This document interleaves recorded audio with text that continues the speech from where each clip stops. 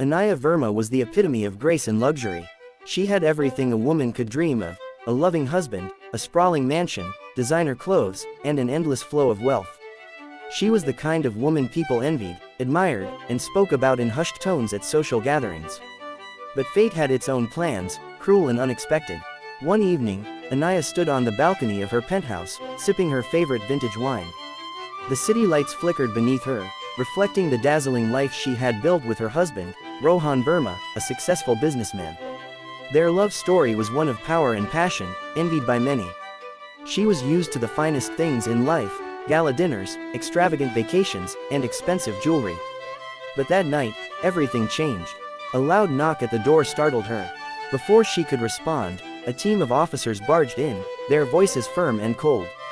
"Mrs. Verma, your husband has been arrested for financial fraud. We have orders to seize all your assets immediately." Her world crumbled in an instant. Rohan was dragged away in handcuffs, his face devoid of emotion. Their mansion was stripped bare, bank accounts frozen, and luxury cars taken away. Her so-called friends disappeared, distancing themselves from the scandal that unfolded on every news channel. Within a few days, Anaya found herself homeless, wandering the streets, her designer dress now wrinkled and stained. The world she once ruled had turned its back on her. The whispers that once carried admiration now dripped with gossip and mockery. Hunger gnawed at her stomach as she sat on a park bench, watching life go on without her. She had no family to turn to. Her parents had disowned her when she married Rohan against their wishes. For the first time in her life, she was truly alone. After days of desperation, she came across a "Help Wanted" sign outside a grand mansion. It was one of the homes in the elite neighborhood she used to frequent. Swallowing her pride, she knocked on the door. A housekeeper answered, looking her up and down. "Are you here for the maid's job?" the woman asked. Anaya hesitated for a moment. A maid, she had spent years commanding maids, giving orders without a second thought.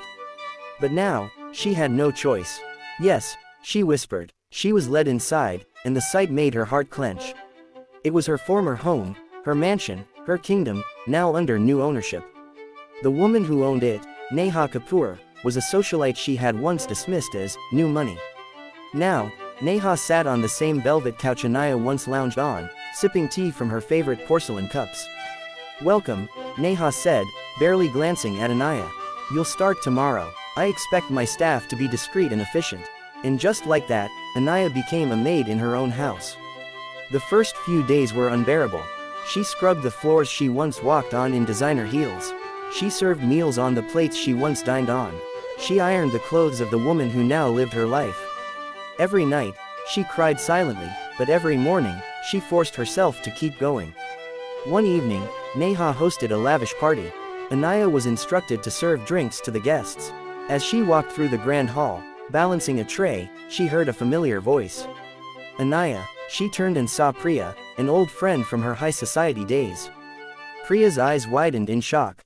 "What are you doing here, dressed like this?" A hush fell over the room. The guests turned, whispers spreading like wildfire. Anaya felt a lump in her throat, but she straightened her shoulders. "I'm working," she said, her voice steady. The shock on Priya's face turned into something softer, pity, perhaps. But Anaya didn't want pity. As she walked away, she realized something.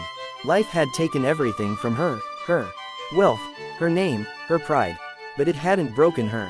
She was still standing, still surviving. And that, she decided, was enough.